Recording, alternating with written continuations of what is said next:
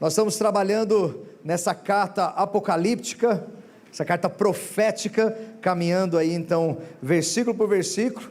Estamos avançando, já quase dobrando para ir para a reta final, né? Mas ainda temos uma caminhada pela frente, nessa maravilhosa exposição desse texto que fala tanto aos nossos corações, os dias de eventos, de dias atuais. E para você que está chegando aí, gosto sempre de dar essa pequena introdução, só para te situar, não é, onde nós estamos. O Apocalipse então é a revelação que Jesus deu a João, o seu apóstolo, quando ele estava exilado na ilha de Patmos. O imperador Domiciano joga João lá, não aguenta mais João. Esses cristãos que só ficam falando que Jesus é o Senhor, enquanto Domiciano queria que eles falassem César é o Senhor. Queriam que acendesse incenso ao busto, à sua imagem, e os cristãos não querem fazer isso. Então nós vamos dar um jeito de terminar com eles, vamos dar um jeito de acabar com essa raça. E eles até diziam algumas acusações muito terríveis e sérias contra nós, é claro, falsas alegações, mas chegaram a dizer dessa superstição de idiotas. Era nesse ponto. Mas vamos acabar com eles, então mandam eles para as arenas, para serem alimentos para as feras. E João então foi exilado na ilha de Patmos, e daquele exílio então o Senhor Jesus lhe dá a visão do Apocalipse, e fala: João, entrega as 7 igrejas da Ásia, entrega isso, e é uma palavra que vai além das 7 igrejas, ela vem direto a nós, e Jesus então vai falar assim: ele escreve as coisas que você tem visto. E nós dividimos assim então essa exposição, capítulo 1, aquelas que são, que é o presente da vida de João, o capítulo 2 e 3, e as coisas que hão de acontecer. No 1:19 ele divide muito bem isso. Então você escreve agora isso, as coisas que hão de acontecer, e nós estamos nesse bloco. E agora, quando estudamos o Apocalipse, é claro que esses 2 temas eles vão vir submergir todos os momentos, não é? A soberania de Deus, o trono de Deus, é o livro que mais fala sobre o trono de Deus, essa carta profética. É o lugar que você vai achar mais referências ao trono de Deus, é aqui. Então nos mostra que Deus está no absoluto controle. Quando nós olhamos e quando nós vamos ver o futuro, e Jesus fala assim: olha, escreve as coisas que vão acontecer, e às vezes nós passamos por alguns momentos como selos, as trombetas, e vamos chegar nas taças, e você pode falar assim: ai, e agora? Aí você vê o levantamento do anticristo, do falso profeta, e a perseguição contra a igreja, e o texto diz que o anticristo lhe foi dado autoridade para lutar contra a igreja, e ele as venceu. Aí você fala assim: pera aí, alguma coisa está errada. Mas Deus continua no absoluto controle e está no trono. E o capítulo 19 está chegando, e eu não vejo a hora de chegar nesse 19 logo, e eu estou assim, meu coração está um ímpeto para chegar no 19, vem logo, 19, mas ele vai falar do trono de Deus, do controle de Deus sobre toda a história, e é claro, sobre a vitória do seu Cristo. Capítulo 19 está chegando. Então ele diz assim a João, fala: João, sobe aqui, que eu vou te mostrar as coisas que vão acontecer. No capítulo 4, sobe aqui, que agora a conversa é mais tete a tete, né? Vou te falar aquilo que vai acontecer. E ele, antes de ele ver aquilo que iria acontecer, os eventos futuros, ele tem a visão do trono de Deus. E no trono de Deus, ele descreve para nós esse trono, e ele vê um que está no trono, e aquele que está no trono tem um livro em sua mão, selado, escrito por dentro e por fora, já determinado, escrito e já foi selado, e está na mão daquele que está no trono, e ninguém é digno de abrir aquele livro, e ele chora profundamente, porque ninguém era digno.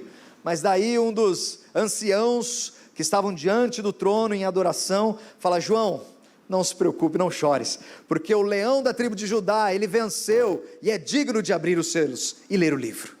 E ele vira então para ver o leão da tribo de Judá, e quando ele olha o leão, ele vê um cordeiro, como que foi morto, e aquele cordeiro vai em direção àquele que está no trono, pega o livro de suas mãos, e quando ele pega o livro de suas mãos, porque ele é digno de abrir o livro, o céu inteiro se prostra em adoração.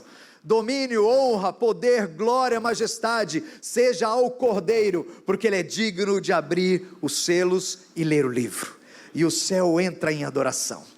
E a gente fica do lado de fora, assim, do lado de fora, eu digo, da narração, né? Olhando e fala assim, meu Deus, que cena maravilhosa. Queria estar lá, e você vai estar, logo logo vai falar sobre você. E aí então ele vai, ele pega o livro, e quando ele abre os seus selos, o céu fica em silêncio por meia hora, porque fica em admiração, fica de queixo caído, melhor dizendo, não é, por aquilo que vai ser lido. E ele abre os selos, quebra os selos e começa a ler o livro. E quando ele lê, nós vemos o que? 7 trombetas sendo anunciadas, 7 julgamentos sobre a terra, sobre os ímpios, sobre os pecadores, mas ainda julgamentos que os levam, que tem que levá-los ao arrependimento. Mas o texto diz que eles não se arrependeram. Vemos o meio ambiente, o comércio, recursos naturais, todos sendo atingidos. E as coisas ainda continuam. Você viu essa semana o terremoto lá na Turquia e na Síria? Mais de 7 pontos na escala. Milhares morreram. Estão tirando, ainda desenterrando gente que milagrosamente está com vida debaixo de 5, 6 dias, debaixo dos escombros, não é? E o mundo sendo chacoalhado. Isso o que passa, fora coisas menores que às vezes a mídia não noticia. Mas estão acontecendo os sinais que Jesus estava falando aos seus discípulos.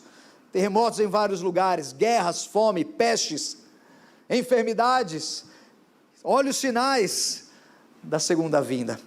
E aí então são tocados 7 trombetas, e antes de tocar a 7ª e última trombeta ali, nós fizemos uma pequena pausa para ver alguns personagens que compõem toda essa narrativa, principalmente esse período chamado a Grande Tribulação. Vimos que Satanás, ele perde uma batalha contra o arcanjo Miguel, é expulso definitivamente da presença do céu, não está lá mais passando lá e nos acusando, mas ele é destituído finalmente, e agora ele sabe que o seu tempo está acabando. E ele vem em direção à igreja, ele vem furioso contra a igreja, só que Deus guarda a sua igreja. Então ele vai agora para a sua última tentativa, a sua arma final. Ele para, o texto diz que ele para então em frente ao mar e vê uma besta que emerge do mar, e depois uma que emerge da terra. E nós vimos que é a mesma figura do anticristo, desse líder mundial político que vai ser levantado, que vai trazer fim a um caos econômico e a um caos político. Alguém que vai exigir adoração, alguém que vai trazer comando e liderança para o mundo. E ele vai ter um propagandista, ele vai ter um falso profeta, que vai fazer uma imagem dele, vai exigir adoração, e vai lhe impor uma marca, sem a qual ninguém compra nem vende sem a marca. Nós vimos esses inimigos de Deus, o dragão, o anticristo, o falso profeta, e hoje é o último deles. E eu, graças a Deus, eu não falo mais dessa corja. É a meretriz. Capítulo 17, abra sua Bíblia comigo, versos de 1 a 18, o nosso texto dessa manhã. Eu pulei o 15 e o 16 de propósito, porque eu queria passar toda a tropa aí, toda essa bandidagem toda aí, do anticristo, do falso profeta, do dragão e agora da meretriz. E depois eu volto no 15 e 16, porque a 7ª trombeta está sendo tocada, as taças vão ser derramadas, e aí nós vamos já partir para a reta final da segunda vinda. Mas eu já queria fazer esse bolo, tá bom? Colocar todo mundo aí junto, para a gente não falar mais dessas tranqueiras aqui desses caras, e a gente partir para aquilo que nosso coração anseia, que são as bodas, não é? Então, mas vamos lá, capítulo 17, versos de 1 a 18, mantenha a sua Bíblia aberta e nós vamos caminhando, porque aqui ele vai falar da grande meretriz. Verso 1, veio um dos 7 anjos, que tem as 7 taças, e falou comigo dizendo: vem, mostrar-te-ei o julgamento, a grande meretriz. Então ele apresenta aqui um personagem para nós, a grande meretriz, o último aqui dos inimigos que vão ser relacionados. E é interessante quando você olha Apocalipse, você vai ver 2 mulheres, nós temos menções de 2 mulheres, uma delas é a noiva, e lá no capítulo 19, João ele narra a noiva, ele vê a noiva e ele vai trazer uma breve narrativa de quem ela é, e ele fala assim: olha, eu vejo essa noiva, ela já se ataviou, ela já se vestiu, foi-lhe dado vestes finíssimas, de linho fino para ela se vestir, resplandecente e puro. Consegue imaginar? Resplandecente e puro. Eu não tenho como, mas eu sempre venho na minha mente assim, o dia que eu vi a Adriana entrando na porta, não é? Resplandecente, vestido branco, era meio champanhe, mas, né, mas vestido branco, resplandecente, pura, a donzela aparecendo, e o noivo desmaiando quase, né? Quase essa ideia. Então assim, ela está pura, ela está linda, ela está preparada, ela está ataviada. Essa é uma das mulheres que aparece no Apocalipse, a noiva do Cordeiro. E o casamento está chegando. Mas tem uma outra mulher que vai aparecer. E essa outra mulher, uma mulher é a igreja de Cristo. É um símbolo da igreja. Essa mulher é a igreja que vai estar se casando finalmente, vai estar em união finalmente com o seu noivo, com o Cordeiro de Deus. Mas a outra mulher que diz em Apocalipse, ela é descrita como uma meretriz, como uma prostituta. É o contraste, um grande contraste. Uma vestida de pura, vestido de branco. Outra vem vestido de escarlate, cheio de joias, cheio de ouro, sim, com um copo de vinho nas mãos. Uma é de um homem só, que é o Cordeiro. Outra é de muitos homens, de todas as nações, onde todos os reis da terra se embriagaram com o vinho da sua devassidão. Uma é pura, outra é devassa. Uma é de um homem só, outra é de muitos homens. E aqui eu tenho uma contraste muito grande de duas mulheres. Uma nós sabemos que é a igreja. Agora, quem é essa outra? Quem é essa outra mulher que a Bíblia chama da grande meretriz? E aqui nós vamos caminhando e vamos a conhecendo no texto.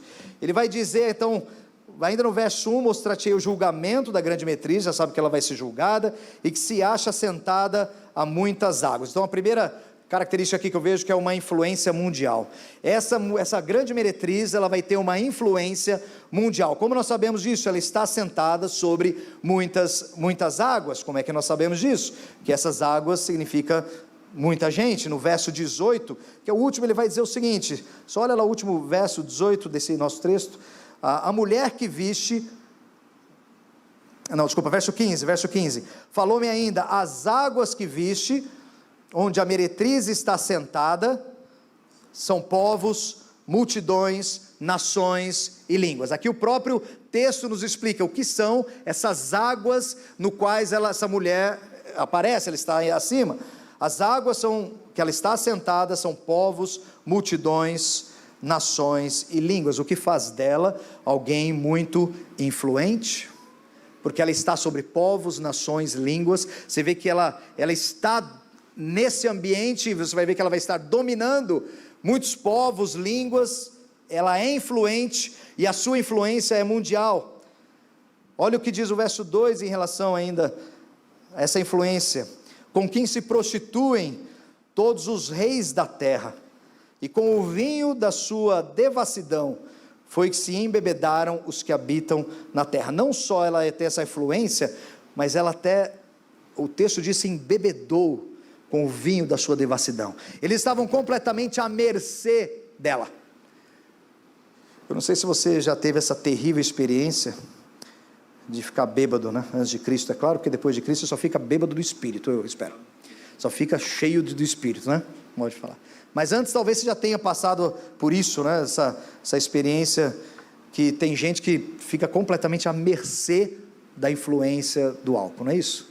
O cara não sabe nem para onde vai, o que fez, o que não fez, não sabe onde acordou não sei aonde, pergunta o que eu fiz na noite passada, um negócio assim que influencia de uma tal forma, que pega todos os sentidos e domina a pessoa. E essa grande meretriz, ela vai fazer isso, embebedar as nações com o vinho da sua devassidão. Primeiro, ela é influência mundial. Segundo, ela é sedutora e rica. Olha o que diz o verso 4, achava-se a mulher vestida de púrpura, isso aqui vai ser importante, olha só, púrpura e escarlata, adornada de ouro, de pedras preciosas e de pérolas, tendo na mão um cálice de ouro, transbordante de abominações, com suas imundícias da sua prostituição. Ela é rica, seu ouro, a sua pérola vai dizer isso. Ela é sedutora, porque ela tem ali um cálice que vai seduzir esses reis, só que esse cálice, olha o que o texto diz, está cheio de abominações e imundícias da sua prostituição. Agora vamos saber o nome dela. O verso 5 vai dizer, olha o verso 5, na sua fronte achava-se escrito um nome, um mistério, olha o que diz, Babilônia, a grande, a mãe das meretrizes e das abominações da terra. Sabemos que a meretriz se chama Babilônia. Agora, que Babilônia é essa? Com certeza não é a Babilônia lá do Antigo Testamento, a terra dos caldeus não é aquela, porque aquela já foi destruída, mas temos que entender que é espírito, vamos dizer assim, não o espírito físico, um ser, mas esse sistema, essa ideia, esse jeito de ser da Babilônia. Olha, eu separei 2 textos para você ver, lá em Jeremias, quando Jeremias é levantado e Deus traz uma profecia contra a Babilônia, ele vai dizer assim: Babilônia, que embriagava toda a terra, do seu vinho beberam as nações, por isso as nações enlouqueceram. Você vê que é bem um espelho do que nós estamos vendo em Apocalipse, né? Falando aqui literalmente da Babilônia lá atrás, porque a Babilônia lá atrás, ela embriagou a terra com o seu vinho, e as nações se enlouqueceram. Que vinho é esse? Continua, Jeremias 52, Babilônia, confundido está Bel, espatifado está Merodach, confundido estão seus ídolos e quebradas as suas imagens. Quem é Bel, quem é Merodach, são os ídolos da Babilônia, são deuses, falsos deuses, que eram cultuados na Babilônia. E uma das suas abominações, que então o profeta está se referindo, é justamente isso, essa idolatria, esse culto aos falsos deuses, aqui no caso Bel e Merodach. E esses cultos eram vinculados com sacrifício humano, com muita bebida, com muita orgia, e era abominações, porque é isso que é diante de Deus. A idolatria é uma abominação. Voltando agora para Apocalipse, ele fala assim que essa Babilônia aqui, essa mãe de todas as meretrizes, ela tem o seu cálice cheio das abominações e das imundícias. Então quais são essas prostituições que ela faz? O que é isso que ela fez, que todos os reis da terra se prostituíram com ela? E diante da Bíblia nós vimos semana passada que essas prostituições, a Bíblia nos chama de idolatria. Quando a pessoa se prostra diante de uma imagem, uma estátua, a Bíblia classifica isso como uma prostituição, um adultério espiritual, porque existe um só que é digno de receber a adoração e o louvor, e esse é o Senhor. E toda vez que a pessoa então faz uma imagem com as suas próprias mãos, e na minha cabeça eu não consigo entender ainda, como é que alguém vai lá vai na selva, ou vai na madeireira, ou vai qualquer lugar, pega um pedaço de pau, ou um pedaço de pedra, e esculpe uma imagem, segundo a sua semelhança. Ele esculpe uma imagem, pinta aquela imagem, e coloca num altar, e fala assim: esse é o meu Deus. Que insanidade é essa, que as minhas mãos fazem o meu Deus? Eu não consigo entender essa cegueira espiritual tão grande. Mas é a fé, essa fé não tem valor, porque essa estátua ela tem olhos e não vê, ouvidos e não ouve, tem pés e não anda, precisa ser carregada em procissão, e a Bíblia diz: aqueles que carregam elas em procissão se tornam como eles. E isso é adultério espiritual, porque você tinha que estar adorando somente a Deus, Ele é o único digno de louvor, mas as pessoas fazem imagem e se prostram diante dela. Adultério, prostituição espiritual, e essa grande meretriz, essa grande prostituta, fez com que as nações se prostituíssem com ela. Ela enganou para que eles fizessem então adoração a outros deuses, e não ao único Deus verdadeiro. Essa é a sua prostituição. O texto vai falar dessas abominações, e aqui eu preciso ir direto no texto, porque ele fala assim que o seu cálice está cheio dessas abominações, e o próprio texto vai dizer quais são essas abominações, verso 6, então vi a mulher embriagada com o que, gente? Olha só, com o sangue dos santos, e com o sangue das testemunhas de Jesus, e quando a vi, admirei-me com grande espanto. Aqui está, as abominações são o martírio, matou muito dos cristãos, matou muito do povo de Deus. Essas são as abominações, esse é o seu cálice cheio. Quem é essa mulher? Quem é essa Babilônia? Agora sim, o verso 18 já vai nos dar uma dica, dá uma olhada, verso 18, lá no final, a mulher que viste é quem? É a grande cidade. Opa, temos já uma dica, a mulher que vistes é uma grande cidade. Que cidade é essa? Que domina sobre os reis da terra. Aqui temos uma identidade que é uma grande cidade. Que cidade é essa que domina sobre os reis da terra? Nova York? Beijing? Lá do outro lado? Brasília? Balneário?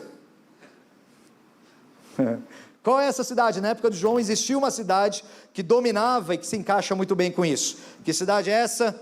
Essa é Roma. Ela é uma cidade e ela é Roma. Ele está tendo essa visão que a grande prostituta, a grande meretriz, que dominou os reis da terra, e que as nações bebem do vinho das suas abominações, e o texto diz que essa abominação são o sangue dos santos derramado. Existe uma cidade que se encaixa perfeitamente, que é Roma, e você já sabe que Roma matou muitos dos nossos irmãos. Na verdade, até o apóstolo Pedro, ele já fala isso. Olha o que ele escreve na sua primeira carta, capítulo 5, verso 13: a vossa coeleita, aonde? Em Babilônia, vos saúda. E meu filho Marcos? Peraí, a vossa coeleita, que ele está falando, é a igreja, de uma igreja para outra, é uma carta geral, que era passada de igreja para igreja. Existia uma igreja, um lugar, fala assim, a vossa coeleita é uma igreja, aonde? Na Babilônia. Mas Pedro nunca foi para a Babilônia. Onde que ele estava? Ele estava em Roma, onde ele foi martirizado. Ele não era pastor de Roma, mas foi martirizado ali. Então ele mesmo já associa a Babilônia com Roma. Olha, aquela coeleita que está na Babilônia, quer dizer, que está aqui em Roma, vos saúde meu filho Marcos, que é o mesmo João Marcos, que Paulo deixou para trás, Pedro trouxe, não é? E é o autor do nosso Evangelho, o Evangelho de Marcos, que andou muito próximo ali a Pedro, certo? Então o próprio Pedro já indica isso. Então nós temos uma cidade que é Roma, mas também, gente, é uma igreja, e aqui eu quero apertar, e eu vou ter que falar isso para você, sem querer ofender quem é de outra religião, mas eu preciso abrir seus olhos, porque o texto bíblico vai trazer isso, porque extrapola uma cidade. Roma não é somente uma cidade, porque a Roma de hoje é diferente da Roma do primeiro século, com seus imperadores, mas ainda o Império Romano, a forma de pensar, a forma de agir, continua muito viva. Então existe ainda o Império Romano, existe ainda esse espírito romano, vamos dizer assim, não, de novo, não a questão de um espírito específico, né, mas essa ideia, esse sistema, esse pensamento romano ainda existe, e ele foi transmitido via Roma papal. Ela se embriagou com o sangue dos santos e das testemunhas de Jesus. Olha alguns dados para você, que eu peguei da história, tá? Isso é história. Em 1208, por ordem do Papa, foram exterminados os cristãos albigenses na França. Na verdade, desde o princípio da ordem dos jesuítas, na qual é o atual Papa, em 1540, supõe-se que 900.000 pessoas tenham sido mortos debaixo da ordem papal. 900.000 pessoas foram mortas debaixo da autoridade papal. Na Espanha, na Inquisição espanhola, mais de 300.000 cristãos foram martirizados e expulsos da Espanha. Carlos I, no século XVI, por ordem do Papa, matou 50.000 alemães. 1566 a 1572, o Papa Pio V exterminou 100.000 anabatistas. Em 1572, o próximo Papa, o Papa Gregório XIII, organizou com os jesuítas, que era praticamente seu exército, o extermínio de protestantes na famigerada noite de São Bartolomeu, onde foram mortos 70.000 huguenotes na França. Mas isso vocês não vão ensinar nos catecismos para vocês, nem na catequese. Que por ordem do Papa, perto de 900.000 pessoas foram martirizadas. Irmãos nossos, a grande meretriz que é Roma, que embriagou as nações com o vinho da sua devassidão, tem um copo em suas mãos cheio das abominações, que são o sangue dos santos e das testemunhas de Jesus. É mais do que uma cidade, é também uma igreja. Sim, Roma, a prostituta com o cálice cheio do sangue dos cristãos, uma falsa igreja.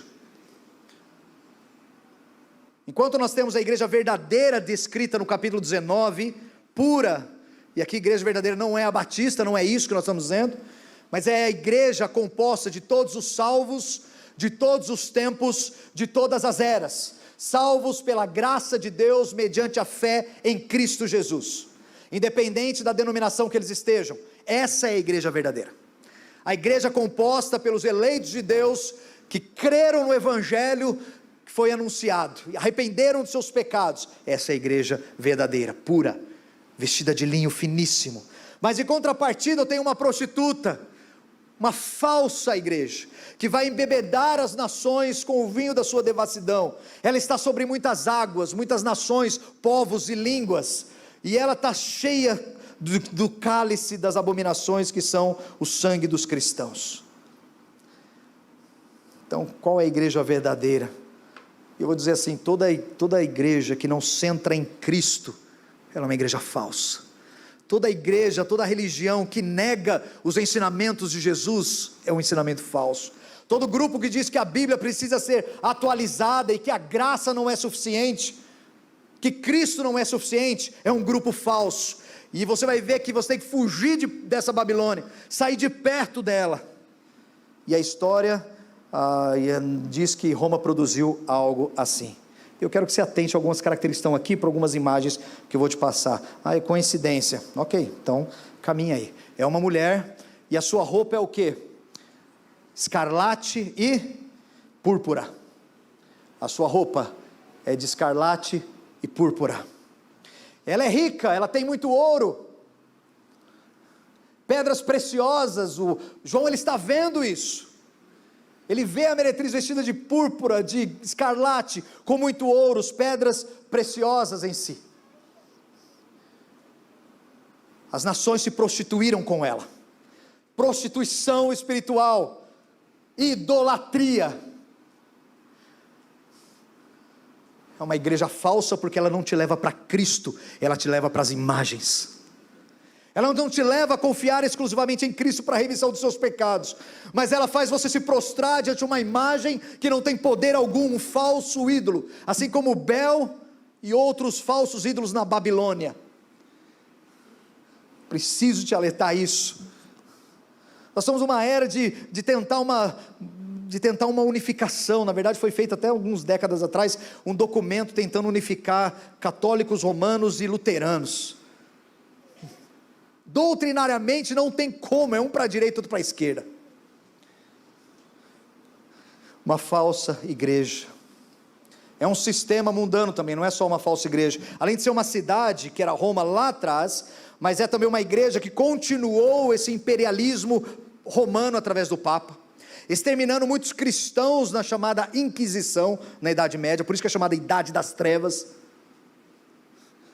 Mas também ele é esse sistema mundano. Roma também simboliza esse sistema mundano, é o que nós vamos ver aqui. Verso 3, continua comigo, isso aqui eu tinha pulado, não é? 3, transportou-me um anjo em espírito a um deserto, e vi uma mulher montada numa besta. Essa prostituta que ele descreveu, que é Roma, que é a cidade, que se estendeu para uma falsa igreja, que é também um sistema, olha só, ela está sentada numa besta, escarlate, repleta, essa besta repleta de nomes de blasfêmia, com 7 cabeças e 10 chifres, aí já ficou esquisito de novo, né? Mas vamos lá, verso 8, vamos tentar, o texto vai nos mostrar, pula lá para o 8, a besta que viste, está lá, era e não é, não ajudou? Ajudou, né? Graças a Deus, era e não é, esta é para emergir do abismo e caminha para a destruição. Vamos continuar porque ainda não está fácil aqui não. E aqueles que habitam sobre a terra, cujos nomes não foram escritos no livro da vida, desde a fundação do mundo, se admirarão, vendo a besta que era e não é, mas aparecerá. Muito bem, então vamos tentar tirar o nó aqui. Primeiro ela vai ser admirada por aqueles que não foram escritos no livro da vida desde a fundação do mundo. Quando é que teu nome foi escrito no livro da vida? Desde a fundação do mundo. É só uma parênteses aqui soteriológico, é graça, é a eleição de Deus, e esses aqui que não foram inscritos no livro da vida desde a fundação do mundo, vão se admirar com essa besta. Quem é essa besta? Que a mulher está sentada em cima, eu sei que ela era, não é, mas vai aparecer, meu pai do céu. Vamos continuar aqui, 9, aqui está o sentido, que quem tem sabedoria, está vendo? Quem tem sabedoria, tem que pensar aqui nesse negócio, vamos lá, as 7 cabeças são 7 montes, opa, melhor, certo? Então já sei que essa cabeça dessa fera simboliza 7 montes, muito bem, dos quais a mulher está sentada, então são 7 montes, a mulher está sentada sobre uma besta, e essa tem 7 cabeças, na verdade significa 7 montes, segura essa informação, mas também são 7 reis, 10, dos quais caíram 5, um existe e outro ainda não chegou, e quando chegar tem que durar pouco. 11, e a besta que era e não é, Também é ele o oitavo rei, e procede do 7 e caminha para a destruição. Vamos entender esse negócio aqui rapidinho, para a gente caminhar. Então a prostituta, nós temos aí a cidade de Roma. Vamos pensar aqui, mais do que uma cidade física, não é? Mais do que uma continuidade desse pensamento através de uma falsa igreja, é um sistema mundano. Vamos dar uma olhadinha. Existe uma cidade que é que é construída em cima de 7 montes, e ela é historicamente conhecida como a cidade das 7 colinas. Que cidade é essa? Roma. E você tem aí nessa pequeno gráfico, nesse mapa, ali no centro em cinza mais escuro, Roma na idade do primeiro século, a Roma antiga, não é? Então 7 montes, 7 colinas eram então ali, e ela foi construída, lógico que Roma, sabe, tem mais de 2.000 anos de história, não é? Então foi construída em cima de 7 colinas. E quando ele fala assim que essa besta tem 7 cabeças são 7 montes, aí uma referência à cidade de Roma. Mas ele diz também são 7 reis. E aqui a maioria dos... por que nós estamos defendendo que é um sistema mundano? Porque a maioria dos intérpretes vão entender esses 7 reis dessa forma aqui, gente. Deixa eu passar aqui. São 7, nas escrituras, são praticamente 6 os grandes impérios que passaram dentro do cenário bíblico, certo? Nós temos o primeiro grande império, o Egito, né, que nós temos a história do Êxodo. O Egito, sim, era um grande império no começo. Muitas nações iam procurar ajuda, tanto militar, o próprio povo de Jacó, né, foi até o Egito, porque a terra estava muita fome, José estava lá, e fez provisão, as nações iam ao Egito, para conseguir o seu mantimento. Então era um grande império. Depois o grande império que aparece é a Síria, que até invadiu o reino do norte. Depois nós temos a Babilônia, que era a Babilônia dos caldeus, Nabucodonosor, que levou Judá, as tribos do sul, cativo. Depois nós temos a Pérsia, depois a Grécia e a Roma, que nós estamos aí na época já do Novo Testamento, faltando um grande último império, que entende-se que é o império do anticristo que virá. Por quê? Porque ele vai falar assim, 5 já caíram, diz aí o texto, 5 já caíram. Então nós estamos na época de João. Na época de João, 5 já caíram: Egito, Assíria, Babilônia, Pérsia e Grécia. Um está, não é? Um onde ele está, que é Roma, e um outro há de vir. Então, a besta, ela é aquela que ela era, que é e que vai vir. E também são reis, 5 já foram, então é aquela que era, 5 reis, ou 5 grandes impérios. Aquele que é, que na verdade é Roma, onde eles estão vivendo, que são reis, além de serem cidades, são reis. E agora aquele que virá, então tem um reino maior que virá, que será o do anticristo. Como eu sei que é do anticristo? Por causa da profecia de Daniel. Eu não vou entrar aqui em detalhes, mas só para você lembrar, Daniel, Nabucodonosor tem uma visão dessa estátua, e ele quer um resultado. O que significa esse negócio que eu sonhei, né? Comi aquela comida pesada, dormi, sonhei com esse negócio, e agora? E aí Daniel lhe dá a interpretação, Deus dá a interpretação. Ele vê uma estátua, cabeça de ouro, os braços, né, de prata, o quadril de bronze, as pernas de ferro, e o pé, talvez seja pequenininho ali, mas o pé vai ser ferro misturado com barro. Mas o que significa isso? E Deus dá essa interpretação para Daniel. Ele explica: cada um deles é um reino que vai vir. E depois relaciona animais, que são também uma associação, é a mesma interpretação. Ele vai falar: cabeça de ouro é você, rei Nabucodonosor, e a Babilônia, tá vendo? Onde ele estava, né? Então o Egito já tinha ido, a Síria também. O rei é você, a cabeça. Depois vai vir de você um reino que não vai ser tão forte, tão glorioso como o seu, mas vai te substituir, que na história nós sabemos são os medos persas. Depois vai vir outro reino, Grécia, e finalmente Roma, que são os pés, as pernas, né, de bronze. Só que o último reino que ele vai relacionar, que é relacionado ali à última besta que ele descreve, que é igual essa aqui que nós estamos vendo no Apocalipse, ele fala que é o ferro misturado com barro, onde nós vemos que ainda o ferro continua, e o ferro era Roma nessa interpretação. Então nesse último reino, ele tem sim Roma ainda no meio, mas não é a cidade mais, que nós temos esse sistema mundano de Roma, essa forma de pensar e agir de Roma. Então essa besta, que ela é descrita aqui em Apocalipse, com as suas cabeças, seus chifres, que também é descrita em Daniel, que a mulher está sentada, é esse sistema que envolve não só Roma, mas esses 7 reinos antes. Grécia com o seu panteão de Deus e a sua idolatria. Roma com a sua fúria, com a sua violência, e talvez precisaria fazer um estudo aí de todas dessas nações, para ver o que ele acrescentaria nesse último reino, que seria o do anticristo. Agora olha que interessante, essa imagem que eu preguei para vocês. Esse é um símbolo da ONU, não é interessante? É só curiosidade. Esse é um símbolo da ONU, porque quando a gente fala o império do anticristo, fica muito vago, e alguns comentaristas vão defender que esse império ele vai vir a partir da ONU e dos seus órgãos, não é? Como a Organização Mundial da Saúde, como o Conselho Mundial de Segurança, e tantos outros que compõem esse grupo da ONU. E é muito interessante que a ONU, esse Europa, ali onde eles estão, eles se representam com esses símbolos. Não é estranho que colocaram uma mulher em cima de uma besta? Não é estranho? Por que uma mulher em cima de um touro? É esquisito, mas tudo bem, vamos falar que é mera coincidência.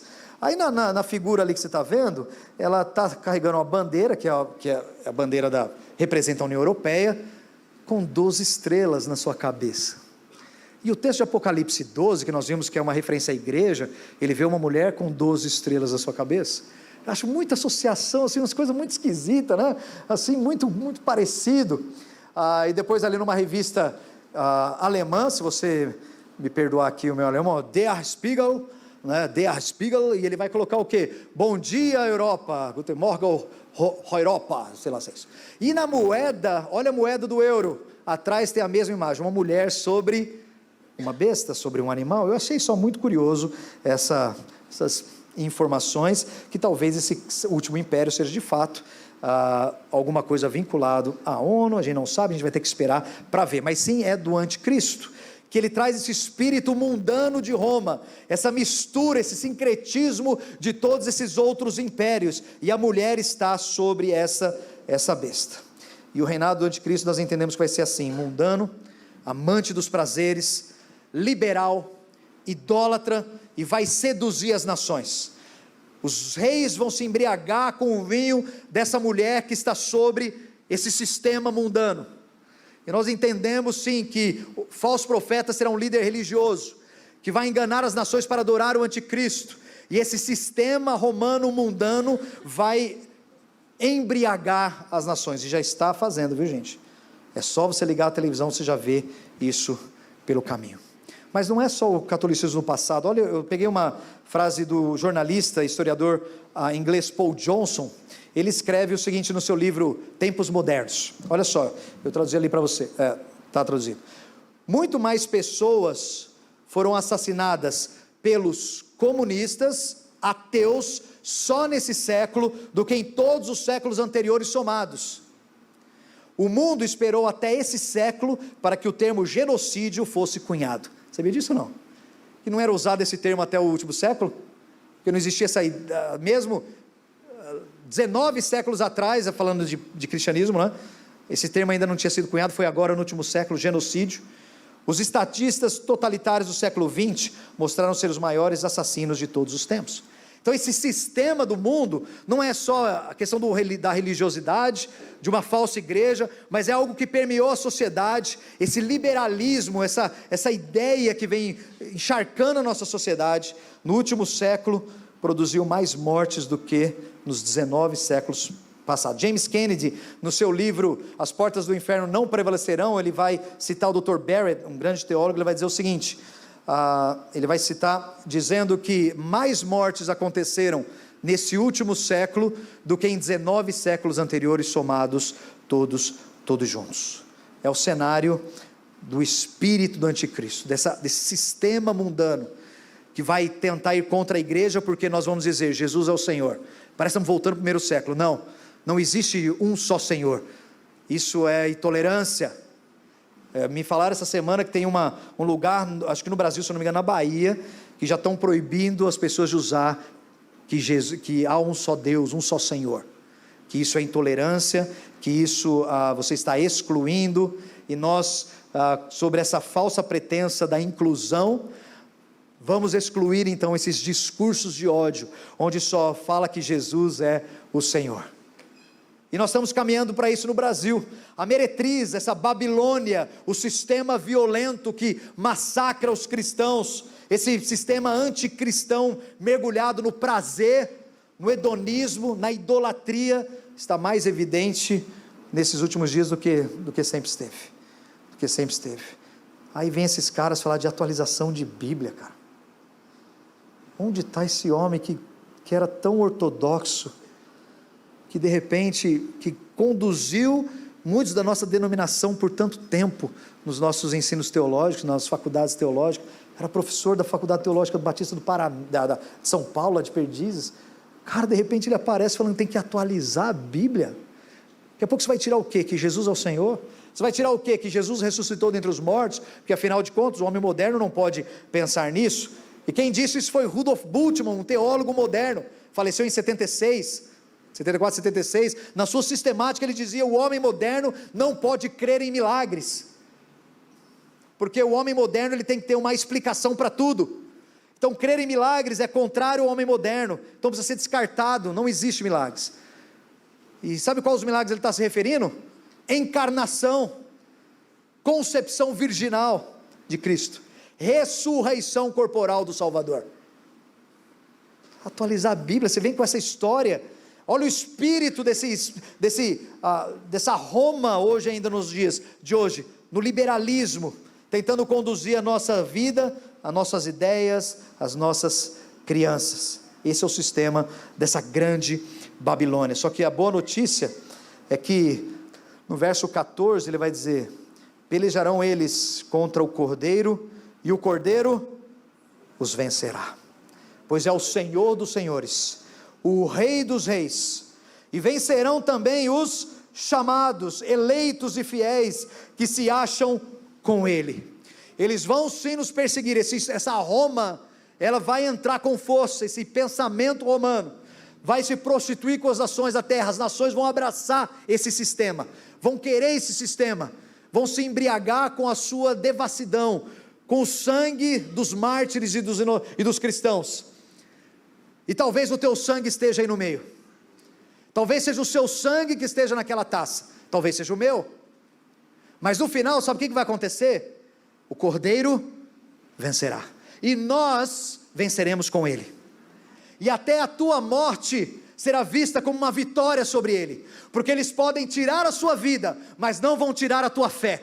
Eles podem arrancar você da tua casa, tirar os seus bens, mas não vão tirar da sua boca: Jesus é o Senhor. A tua fé vai ficar inabalável, e por mais que ela seja provada, você vai fazer o quê? Romper em fé. Amém. Vai andar sobre as águas, e vai romper em fé. Mas é fácil falar isso só quando o dinheiro está curto, e quando a espada estiver na garganta. Aí você vai romper em fé da mesma forma, e vai falar: Jesus é o Senhor. E a sua morte vai ser a vitória do povo de Deus. É um paradoxo. Como é que a minha morte vai ser um sinal de vitória? Porque o texto diz que aqueles que têm que ir para a espada vão para a espada, aqueles que têm que ser presos vão ser presos, mas na sua fidelidade e perseverança está a vitória do seu povo. Toda vez, se você ficar firme, fiel, a grande Babilônia vai tentar te seduzir, vai tentar entrar na igreja, vai tentar com o seu pensamento fazer com que a gente mude a nossa posição doutrinária, e nós vamos falar assim: não, Jesus é o Senhor, não vou me prostrar diante a isso. Esse sistema que busca o prazer, que busca o liberalismo, a tolerância entre aspas, eu vou continuar dizendo: há um só Deus e Senhor e Salvador, Cristo Jesus, um só mediador entre os homens, Jesus Cristo. Tira esses ídolos, tira esses falsos deuses, tira todas essas pessoas, esses seres imundos. Eu quero um só, o único mediador, que é Cristo meu Senhor, que morreu na cruz para perdoar os meus pecados. Ele me basta, solos Christus, eu não preciso de outro, Ele é suficiente. Meretriz, ela vai tentar embriagar você com o seu sistema, embriagar nossos filhos nas escolas, com esse negócio não binário. Essa semana eu vi, gente, estou terminando, essa semana eu vi uma coisa que eu nunca tinha visto antes. A gente já aprende todo dia, né, e a gente fica admirado assim, esse negócio de não binário, né, que tem gente que não se identifica com o gênero A ou B. Sabia que tem gente,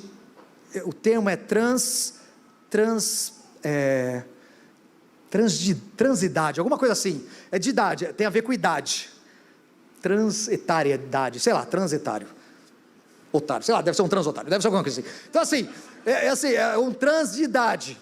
Então você não se identifica com a idade que você tem. Então você não precisa se identificar com a idade nem com o teu gênero.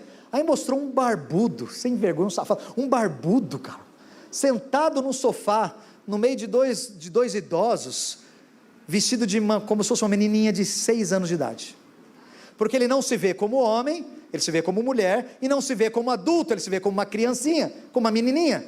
É um barbudo, gente, barbudo, é um bicho feio, daquele barbudo sentado, com um lacinho na cabeça, assim, mas dá uma coça num homem desse, vai botar ele para carregar uns tijolos, fazer uma laje, aí vai parar com essas coisas. Mas olha, alguma coisa, transidade, vamos deixar assim, não é esse o termo, viu gente? Mas eu falei, cara, o cara não se identifica com a idade que ele tem. Não estou falando que você não pode pôr botoxinho, essas coisas. Estou falando que assim, é uma identificação, ele age como criança. Aí tinha uns doidos, essa eu já tinha visto semana também, uns jovens que não se identificam como gente, eles se identificam como cachorro. Aí eles foram fazer um protesto na frente de alguma coisa lá. Sabe como é que o protesto? Latiam para os guardas. Au. Gente, olha o sistema, e a gente vai ser saturado com essa ideia. Isso vai ser ridículo, né? Chega a ser ridículo. Você fala assim, não, é brincadeira. Mas são jovens, cara, jovens que foram para a escola, não, deve ter fugido da escola esses daí. Mas assim, que são inteligentes. E aí, olha isso, transidade, trans não sei o que, agora trans cachorro, não sei o que é isso, acham que, eu vi uma outra, essa eu vi na internet, desculpa falar isso, mas tinha uma mulher andando no shopping, com uma coleira na mão, e sabe quem estava de 4 vestido de cachorro? Era uma outra pessoa. A pessoa se identificava como cachorro, então ela estava levando a amiga para passear, ou o marido, sei lá quem era aquele que da coleira, mas estava vestido um rabinho, um negocinho, e andando de 4 no shopping, assim, igual cachorro. Cara, que doideira, que Roma, quando eu olho para Roma, nem Roma era tão doida assim, eu acho. Roma, você olha para Roma lá atrás, Roma tinha sim a sua perversão, homossexualidade muito forte. Os imperadores, eles tinham verdadeiros festivais de orgias bacanais, em homenagem ao deus Baco, né, o vinho, orgias. Tinha essas coisas, que já diante de Deus é uma abominação, mas não tinha ninguém latino não, quer dizer... Nunca li alguém que latia em Roma, né? Ou alguém que falava assim, eu sou um senhor de 60 anos, mas eu quero ser uma menina de 5 anos. Isso aí abre porta para pedofilia, viu gente? Viu? Porque eu não me vejo como um adulto de 60 anos, 50, 40. Eu me vejo como uma criança de 8, e eu estou me relacionando com uma criança de 6. Está vendo como abre portas? Desse sistema miserável, infernal. E a gente vai aceitar sobre a bandeira do quê? Da tolerância, sobre a bandeira da igualdade, da inclusão. Olha o sistema romano entrando. Antes era só a questão de homossexualismo, agora já está virando cada abominação, e eles vão saturar a igreja e os nossos filhos nas escolas.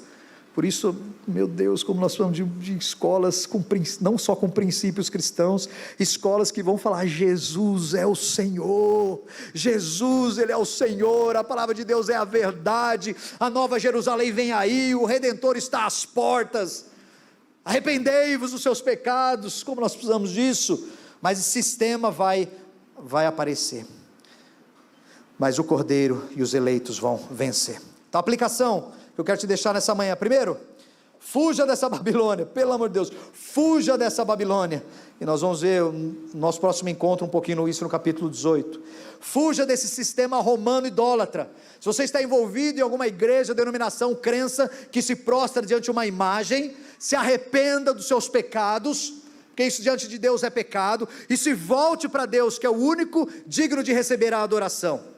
Fuja desse sistema romano idólatra, e fuja desse sistema romano sincrético liberal.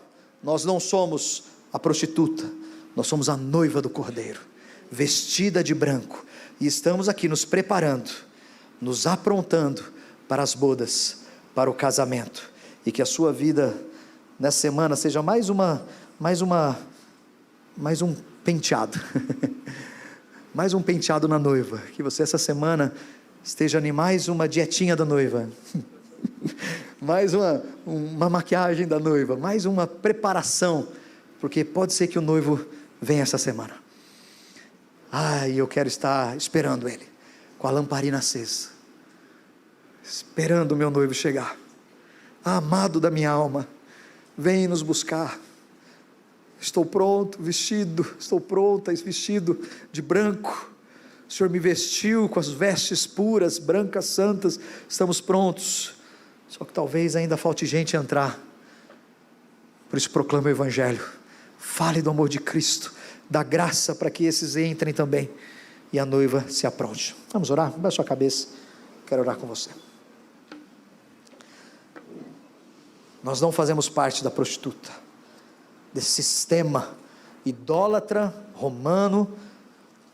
Nós somos a noiva do Cordeiro. Então vamos continuar nos preparando e purificando. O sistema vem, mas ele não vai vencer. O Cordeiro vence, e nós que estamos com ele também venceremos, nem que seja com a nossa própria vida. Deus nos ajude nessa semana. Nós vamos voltar para casa, voltar para nossas atividades. Nosso trabalho começa tudo de novo segunda-feira. As aulas de muitos estudantes vão começar a retornar. Vamos chegar perto dessa época do carnaval, que para nós é talvez um feriado, mas para esse mundo para essa nossa sociedade brasileira, é um lugar onde tanta gente perde a cabeça, faz bobagem e se entrega aos prazeres. Tem misericórdia, Deus, que nessa semana o teu povo, ele se santifique, enquanto esse mundo cai nos prazeres da carne, que o teu povo se santifique, que o teu povo busque a tua presença, que o teu povo te busque em oração, que o teu povo te adore com canções, no quarto fechado, no carro, em todos os lugares. Que louvores sejam ouvidos da boca do teu povo, nessa preparação, até que o Senhor venha.